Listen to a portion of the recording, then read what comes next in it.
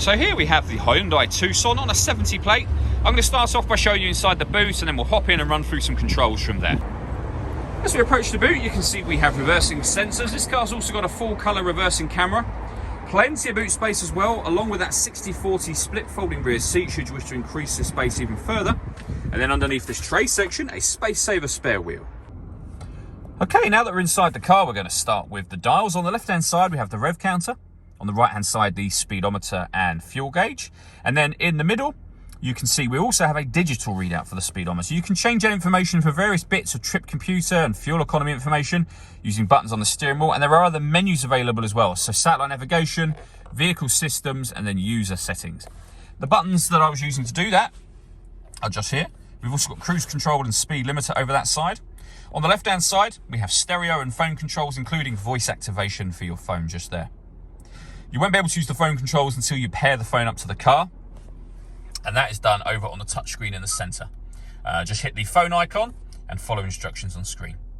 When it comes to music, we have a few choices. If you want to listen to your own music, you hit that media tab and you've got auxiliary input, USB input, and Bluetooth audio.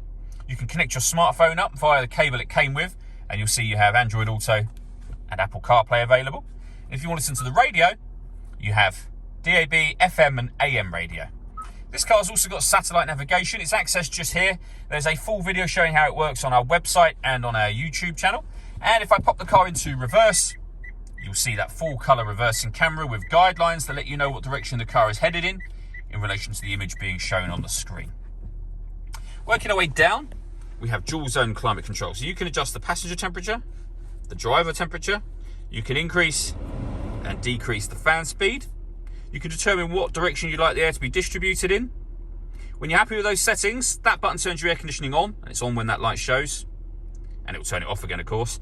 Or hit auto, the car will take control of the fan speed and the direction of the air to maintain those temperatures. And you can override that by making any manual adjustment that you wish to. Below that, we have two 12-volt charging sockets, as well as the auxiliary and USB inputs. We have a 6-speed manual gearbox. And then these buttons down here, so you can turn the parking sensors on and off. This one turns off the stop and start. This car is designed to cut out when it's stationary in traffic to save you fuel. That's now off. And then these final two, I'll show you up here. The first one will turn downhill brake control on. The second one will change the driving steering mode from normal to sport. All that leaves me to say is thank you for taking the time to watch this video. If you'd like to come and see the car in person and have a test drive, please feel free to call any of our MJA sites. We'd love to hear from you soon.